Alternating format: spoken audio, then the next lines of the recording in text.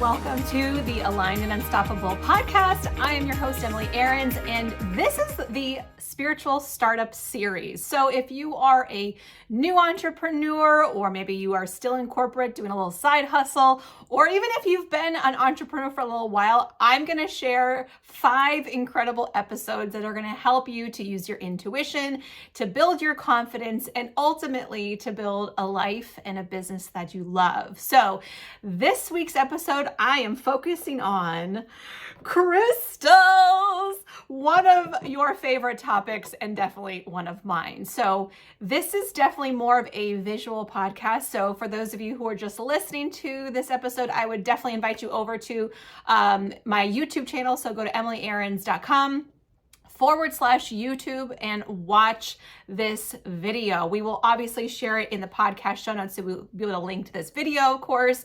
If you're out walking or you're listening, you're like, I want to watch it later. Plus, we are going to have a supplemental PDF. It's going to have a shopping guide, where to find the best crystals, how to clear them, how to use them in your business. Some also like little secretive things I like to do with my crystals. That sounded bad, but it's not. Anyway, so let's get into this week's topic about how to use crystals in your business. So first and foremost, crystals are awesome. You know it, and I know it. If you're somebody who is new to using crystals, let's start from the top. So basically, I like to use crystals for a number of reasons. One of the best things that you can do if you're new to using crystals is have them around your house to, add to the environment. One of my favorite crystals I'm going to show on this video is selenite. So this selenite wand, they usually come in these kind of like wands, and they have these little lines on them. They're very, they tend to be kind of smallish, but there's obviously all sorts of different sizes and shapes. Some are polished, some are rough.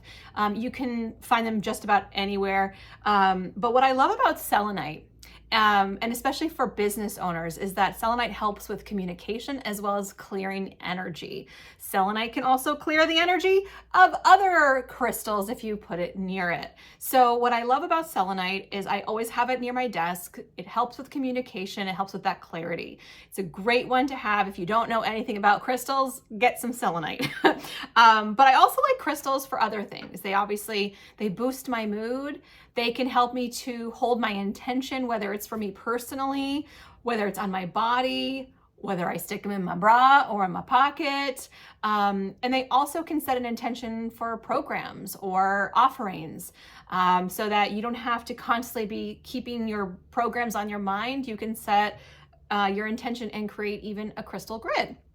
So I'm going to share some of my favorite crystals and sort of why they're my favorite crystals. So I'm kind of going to just go randomly. So let's see. Let's do this one first. So this one is a Smokey Quartz. It's a cluster, and I actually bought this. No, I didn't buy it. I got it as a gift. I take that back. I got this one as a gift. I did buy another pyramid shaped Smokey Quartz, and I keep this on my husband's bedside table. So Smokey Quartz is great for letting go of stuff, clearing the energy. And also, let me just, before I keep getting into other crystals, let me just preface this and say, I am not a certified crystal worker or whatever the certifications look like. I have definitely read a number of books about crystals. I talk about crystals in my integrated energy alignment practitioner training a lot more in depth. But this is more of like my personal view. So if you're one of those people who's like wanting to fact check me, please, by all means, you're welcome to look up the actual intention and meaning behind these crystals for yourself. And if what I'm sharing doesn't resonate with you or doesn't match a description you find on the internet, please don't come screaming at me. This is just my personal view and how I use them. The other thing I want to invite you to do is have that open mind, whether you've been using crystals for a while and you're like, I already know what Smokey Quartz is for, Emily. I don't really need to hear about it. Maybe this is a new way that you could use crystals that you've never thought about. And I will provide a little bit more of like a meditation at the end of this episode so that you can start to channel energy from crystals too. So back to Smokey Quartz. I really like this. It helps if you think about like letting go of the stressors of the day. That's why I keep it on my husband's bedside table, because sometimes he gets a little stressed and it's hard for him to let it go. So that's why I use it for him. For me in my business, I love Smokey Quartz, especially in a grid. If I'm making a grid for myself or for clients or for a program, I love Smokey Quartz because I feel like it's easily programmable. It's giving that intention of like letting go of what doesn't serve. So that's what I love Smokey Quartz for. This one right here, this Fluorite. So this is a heart-shaped polished fluorite. It has really cool gray and teal green and purple. Obviously it's really pretty. I love using fluorite in grids. I also love putting fluorite on my desk. So when I'm working, it helps me to feel more focused, more aligned, more energetically charged. I tend to feel like when I'm with fluorite, it's like I'm more intellectual even. Now listen, you can probably look up the meaning of fluorite and it's gonna say intuitive and sensitive and blah, blah, blah. For me, this is how I feel around fluorite. And I like using fluorite, like I said, and I mentioned grids a couple times. So again, I will put in the PDF that you can download with this episode, sort of like a rough layout of what a grid might look like for you, for your program. All-time like classic favorite is a clear quartz, and I am a trained polarity therapist, registered polarity practitioner, advanced energy practitioner, and when I used to see clients in person, I had clear quartz crystals that I would place over their 7 main chakras, and I also had one, it's actually over here, a bigger size that I would use to clear the space and to set my intention and moving the energy for clients in session. That's kind of why I love clear, because it is like a magnifier. You can put it on an area to open up the energy, to let things go. It's easily programmable. You know, different clear quartz have colors to them sometimes. And I find myself drawn to usually ones that you can kind of see through. This is unpolished. This is a rough sort of natural form. And that's why I'm really drawn to it. Alternatively, this one is called a Lemurian quartz. And from the video, you can maybe see it has these little striations here, these little stripes along the side. And it's been said, like when I first got this, I was really drawn to it. And it's been said to help clear past life karma when you touch these little lines. I do find that when I'm doing a lot of Akashic work, I tend to be drawn towards this crystal. And one of the things that I teach to my IEA students, the integrated energy alignment students, is around how to use crystals in their practice. And also when you are drawn to a crystal for a client, what does that mean? And how do you work with that? So, you know, my students are trained to channel even before their session starts. So let's say they're channeling and they're really drawn towards a Lemurian quartz. That might automatically signal part of their brain to say, oh, you know what, we might be working on some past life stuff today. We might be looking into the Akashic records today because this crystal is the one that wanted to work with me. Okay, we all know it. We all know it. We all love it. It's rose quartz. This is a nice giant unpolished rose quartz. This is a little one. You know what? The size is what it is, but I love rose quartz. I tend to use this that resonates with heart, with your heart chakra, with love, unconditional love. And again, whether you're putting it in a grid, you're using it on yourself, you're putting it on your desk, it really brings this loving energy. So let's just say, for example, you are writing sales emails. Wouldn't it be nice to work with a rose quartz so that you can bring more love and compassion to the words that you're writing? It's a really nice crystal for that. And then black tourmaline. This is like another classic. Black tourmaline is great for protection. So let's say you're doing Instagram Live, Facebook Live, and who knows who's going to be on there. Anybody on the internet can open up your live stream. And this is really great for protection. You think of it kind of, it looks a little bit like coal. It's very porous, and you can think of similar to kind of like Smokey Quartz, but like even more so to rid any negative, harmful, or unwanted energies from your field. This is a great one. Sometimes I'll even meditate with this before I start my workday, just to kind of let go of anything that doesn't serve me so I can be fresh, clean, and clear to start my workday. And then we have amethyst. So these are all crystals so far that you're probably familiar with. Amethyst is really great for healing. And so sometimes what I do, whether I'm writing an email, going on a live, maybe I'm interviewing somebody for my podcast or being interviewed, sometimes just holding on to an amethyst for security, for confidence, for helping me to heal any like traumatized or wounded aspects of myself, so I can show up pure and open.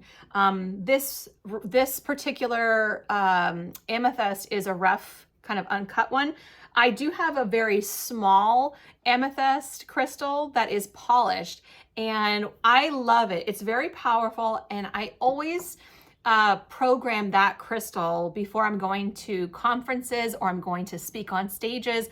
I program it to hold my energy, my intention to be clear, aligned, and balanced, and to be the clearest conduit to provide information that is at the most truthful vibration and that is helping people raise their consciousness with harm to none. So I'll program that crystal and help me to hold my container, and I like to slip it underneath underneath my boob, like in my bra. Sometimes I'll put it in my pocket, but typically I'll put it in my bra. And the reason why is because it's an easy place for me that I don't touch or fiddle with. When it's in my pocket, I'll probably like touch it and fiddle with it. What I notice when I wear polished crystals with a programmed intention is that I have better energy. And so for folks who are really highly sensitive the way that I am, being in big crowds or conferences or speaking or just being around lots of people in general can be sometimes overwhelming for my system, maybe for your system too. Having a crystal that you've programmed to hold your highest intentions and to hold your energetic container clear, aligned, and balanced is great. And so when you have that on you, it's doing the work for you all the time. You don't have to think about it and like, oh God, I gotta clear myself again. I'm interacting with that person and it's like really got negative energy. Your crystal is already doing that for you. So what I find is that if I weren't using a programmed crystal before those kinds of events, I would feel really tired, maybe lethargic, drained, and just not interested in continuing to do these events. I'd have to like drag myself there the next day. But when I wear a crystal, I feel really good and I feel very balanced, not like hyperactive, not super low, but like a nice middle. So I would definitely recommend it. Even if you're doing virtual summits or virtual speaking events, having a crystal in your pocket or in your bra or in your lap is a really awesome tool to use. And it's like a little secret weapon. I also have one that's a Danubite crystal. And I feel like the Danubite crystal, I don't have it with me here. I think it's actually in my car. I feel like that helps me to access higher realms, spiritual realms, higher levels of intuition. And using that crystal, when I'm wearing that, I feel not only am I energetically protected, but I'm also like extra charged and more intuitive and more in touch and more open. So these different crystals can help in different ways. I believe this is called the Lepidolite here. This is a purple crystal, and I bought this one at a period of time when I was having a lot of anxiety and stress in my business. Sales weren't coming in the way that I was hoping. I was making huge changes and pivots, and I felt like I needed that like rock, that security that would help me through that rough time. And I know for folks listening, you know, obviously, you know, your mental health is really important. And so there's lots of different ways that you can treat your mental health. Crystals has definitely been helpful for me amongst many other rituals and practices that I do on a daily basis to help with my health, my well-being, and all sorts of different things. So again, I'm going to be sharing with you a PDF shopping list that's in the downloads. I'll share all these crystals. I'll even show you how to make a crystal grid for a program or a service. If you're interested in learning more about crystals, of course, I have a really fun workshop that you can take. We'll have all that linked in this podcast in the show notes. And next episode is all going to be around using pendulums in your business. So we're going to be talking about pendulums. We're going to be talking about oracle cards in these next series. And obviously how to come out of your spiritual closet, because a lot of folks who follow me, maybe you have like a couple crystals, but it's like on the DL and like nobody knows about it. I'm going to share how I've come out of my spiritual closet and maybe some tips for you. And then we'll also be closing on how to brand yourself using your intuition. So again, this is part of the Spiritual Startup series. I'm Emily Ahrens. If you enjoyed this week's episode, please leave me a 5-star review over on iTunes. Share this episode with a friend. Leave a comment. Let me know what was your favorite part. Was there any like aha moments? And of course, grab that PDF shopping guide and download over on the website. Thanks again for being here. We'll see you on the next episode.